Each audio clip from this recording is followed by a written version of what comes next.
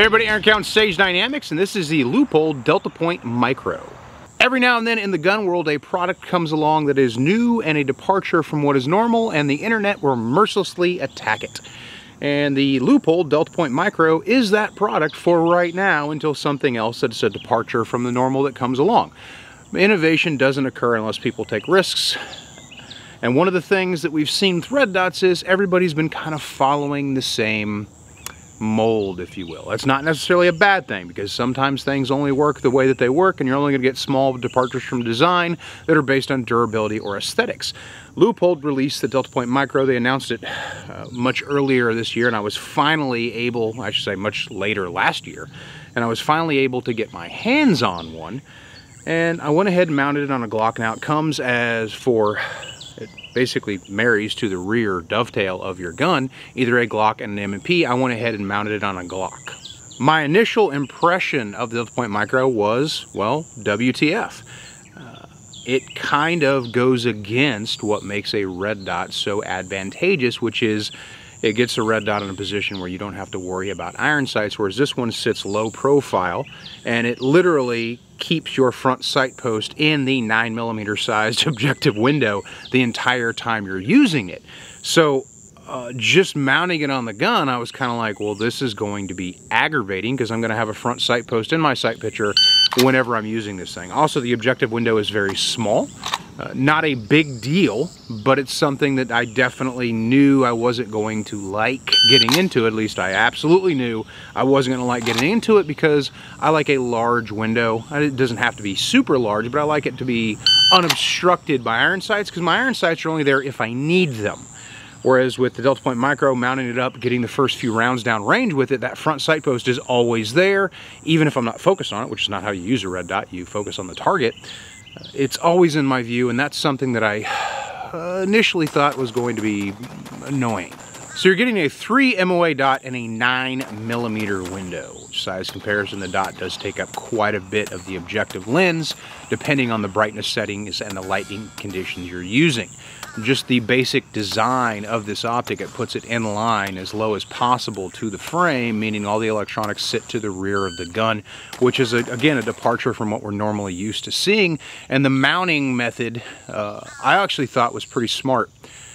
Basically a two-piece system that uses an undersized dovetail, almost like what you'd have at the base of a rear sight. It slides in there, and you use two screws going straight down, top down, if you will, and they basically creates tension by pulling up and pushing down to create that. And they recommend 25 inch-pounds of torque, which is exactly what I installed it with, but we'll get to why that's important as we move on throughout the review. It's powered by a 1632 battery, which I think is pretty reasonable considering how bulky that rear end is going to be on the optic itself. You've got 8 illumination settings and a quoted battery life of 100,000 hours with low intensity, and 30,000 hours with medium intensity, and 500 hours with high intensity. So the truth is somewhere in there. I've had it for a few months now, getting through my initial 2,000 round review process. I haven't had any batteries issue. The 1632 is going to give you a good deal of battery life. There's no noticeable notch filter on the lens, that bluish tint that you see with some other optics, which is there to help elongate or prolong or extend, if you will, a battery life on a red dot optic. The reticle itself is very clean. Mean by that is the emitter, whatever type of emitter they happen to be using, because they usually don't publicize that, is not, it's got a good refresh rate, meaning transitioning from target to target, I don't get any flicker, any blink, which is cool for me because I've tried some Leupold products in the past. The LCO comes to mind, where when you were transitioning from point A to point B, you notice that dot stutter because it was using a, I don't want to say lower quality, but lower quality emitter. And that's not something I really prefer in a red dot sight. It's not like that's a big deal, but it kind of is. Same reason I don't like strobe. I like data to be constant, not to be on, off, on, off, on, off, on, off, on, off. My initial feeling wasn't great, mainly because getting the first 500 rounds of the 2,000 round review process, at least for the sake of the video, I lose my dot and recoil. And one of the greatest things about the red dot handgun is the fact that I'm able to track the dot's movement, its progression, so it gives me real-time feedback on if I'm doing everything correctly. If my grip, my trigger control, what have you, is working the way it's supposed to, I should have a straight up and down movement. If I'm applying too much downward pressure, I'm going to notice that dot go below my point of aim and rise back up to it. So I'm not really getting that data from this small little window, and that's problematic for me. But it's kind of like a hybrid situation almost, where it's the same behavior I get from iron sights. The irons go away, the irons come back. Every time I pull the trigger, I get that blur and then they return because my eye just doesn't reaccommodate fast enough to track that slide movement. With the Deltapoint Micro, that's what I'm getting. My dot disappears, my dot comes back. So it's almost like shooting a regular red dot handgun with a traditional size window with just a terrible grip. Not the case, but it's the closest comparison I can kind of come up with. So every time I'm pulling that trigger, I'm losing the dot. I don't like that. However, I do understand that, you know, just the fact that I'm not going to be able to grip the handgun hard enough to keep the muzzle from rising, to be able to keep that dot in the window. So it's just something I wouldn't say necessarily get used to, because I shoot a lot of other red dot guns, but I just accepted it moving forward with the review process. The first real problem I encountered with it, other than my preference, like I said already, of talking about that recoil behavior, is zeroing it. Get it mounted, get it locked down, and I don't have any tactile movement or tactile adjustments. I use a micro friction in their adjustments, which you don't really notice. So their directions are kind of like slave it to the front sight, which I'm like, okay, cool. I'm using an MOA dot that is so small, and this is something that I don't think some shooters realize. For example, here, I have a 3 MOA dot at extension. How big is that front sight? This is something some people don't think about. Depending on what kind of front sight you're using, be it fiber optic or night sight or what brand or whatever, at full extension, that front sight could be anywhere between 12 to 15 MOA in reference. So I'm taking the 3 MOA dot and I'm slaving it to something that is expansively larger. So, for example, the front sight that I happen to be using on the gun for the review process, at full extension, my reach is 14.3 MOA.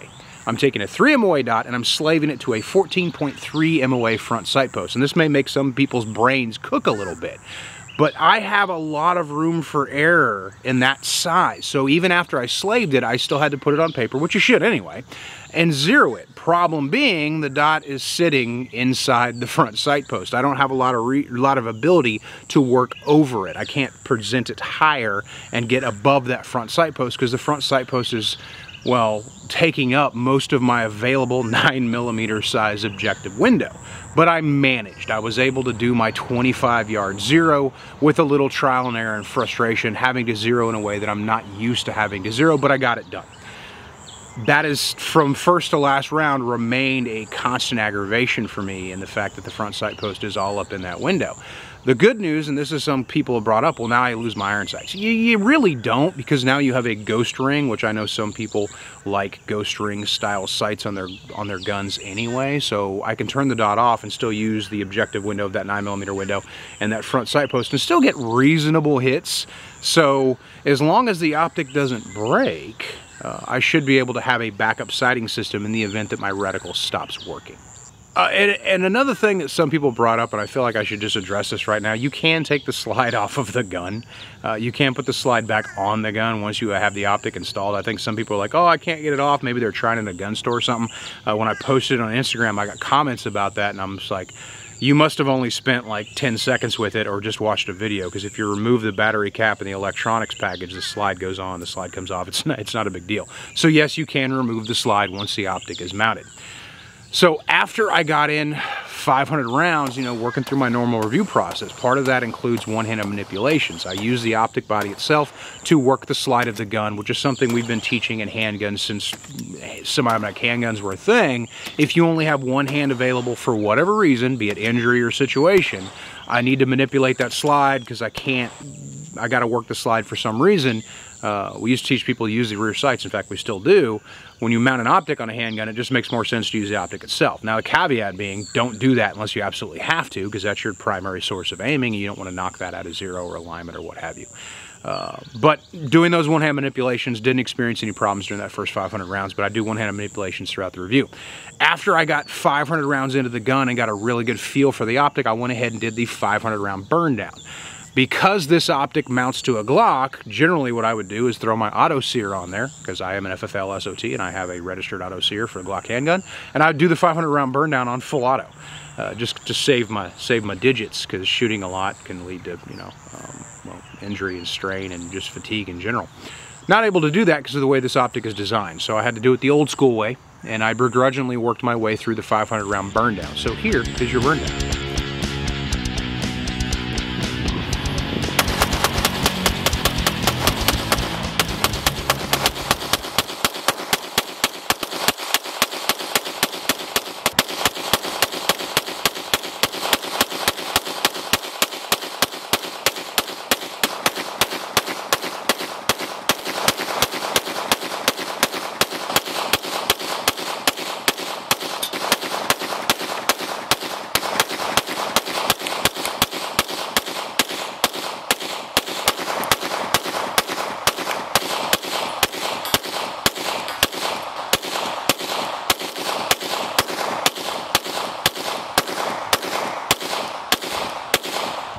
My primary reason for doing the burn down is to see if I can identify any issues in that short period of time. On some auto, it takes me 3 to 4 minutes to shoot 500 rounds. So I'm shooting 500 rounds in a very short period of time that may identify a problem that you wouldn't notice shooting the same amount of ammunition over a much longer period.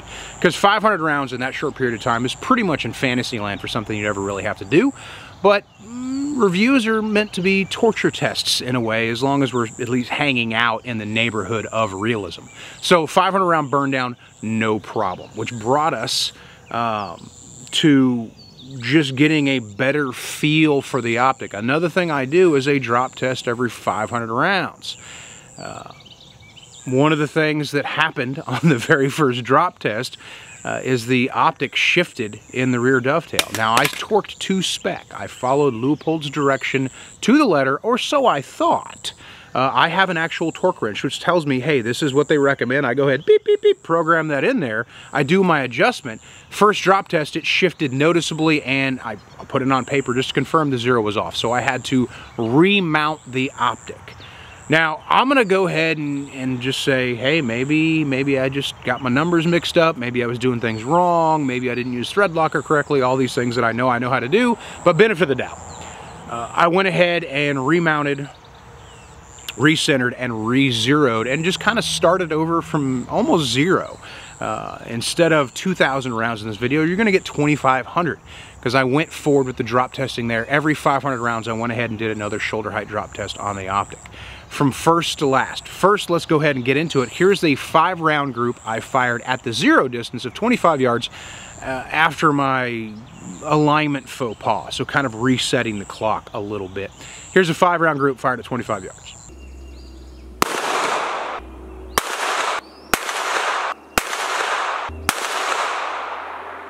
Then I went ahead and did my drop tests every 500 rounds.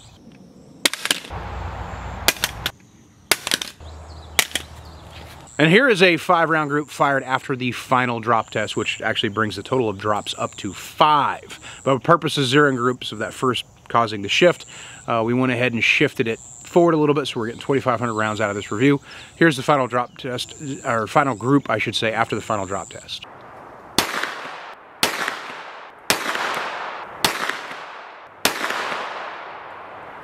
That has returned to zero, and I'm pleasantly able to say that after 5 drop tests, and I'm going to continue to drop this even though you may not get a video every 2,000 rounds, or you definitely won't, I can say that.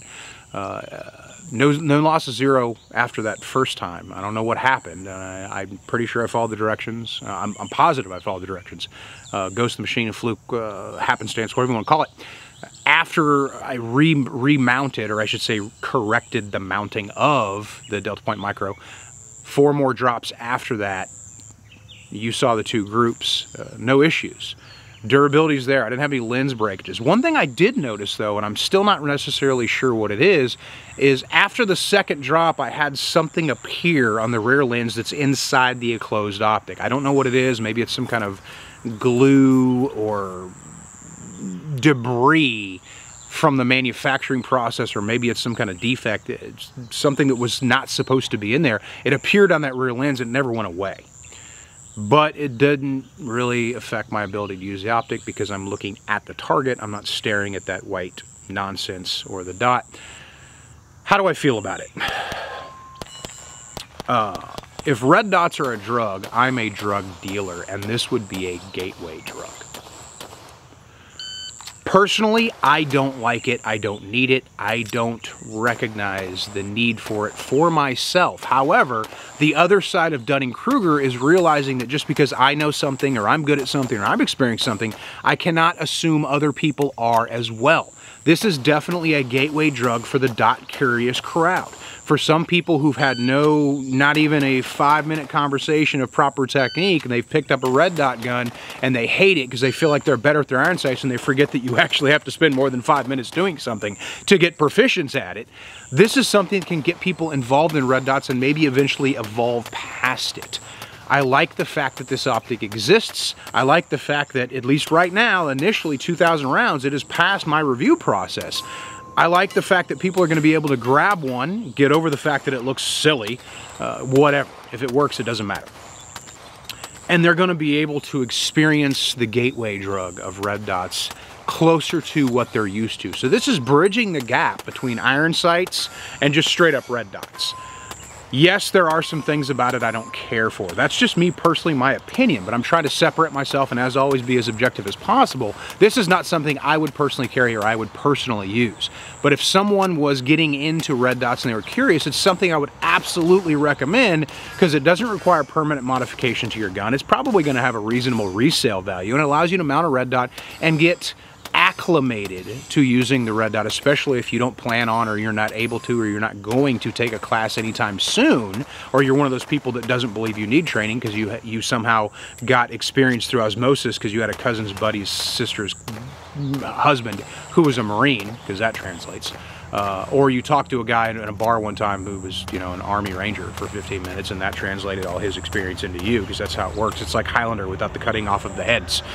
So I totally get that if you're one of those people, or you're just somebody who's like, hey, I'm curious about red dots, I want to check them out. This is a good place to start.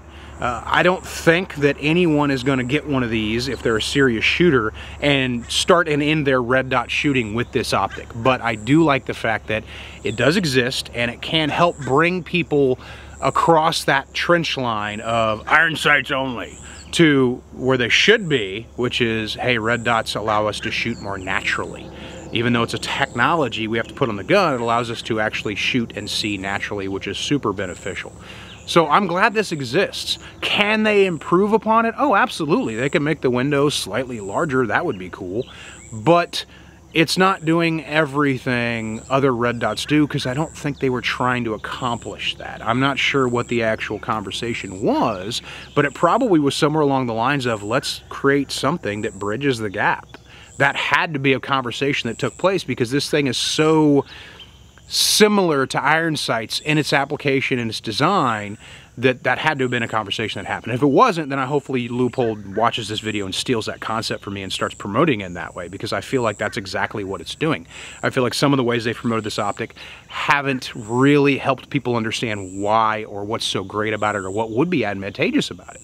It, like I said, not something I'm going to carry, not something I'm going to use. If you wanted to throw it on a duty gun, you can. The only holster issues you're probably going to have are SLS style hood Safariland. But if you're using an ALS system or something that doesn't have a bail or thumb brake style, you're not going to have any problems with it at all. I didn't have any holster compatibility issues. Carrying it concealed, it does extend up a little bit higher. That's kind of a big deal for some people, so there might be some comfort issues depending on if you carry appendix or inside the waistband hip or the smaller back crowd that's still out there for some reason. Yeah, there might be some concealability issues potentially with printing there, but if you're still getting comfortable with the red dot, that's probably not going to be that big of a deal for you because you might not be confident enough to carry it anyway. I highly recommend this optic for anyone who is not shooting a red dot already. If you're already proficient with a traditional style RDS and you've already got the gun set up for it, this might not be something you need. But it is nice to see, one, this bridges the gap between irons and red dot, and two, it provides a durable solution that has an enclosed emitter, that has good battery life, has good features, and the only real big aggravation with it, besides losing my dot and not getting those constant diagnostics that I like, is zeroing the thing is an aggravation. However, it is accomplished, you can accomplish it, and you can move forward from there. So if you're curious about this particular optic, I would recommend it for newer shooters, recommend it for day one red dot shooters, and I would recommend it as the gateway drug, if you will, for red dots so you can start living that dot life. I'm Aaron Count with Sage Dynamics. Train accordingly.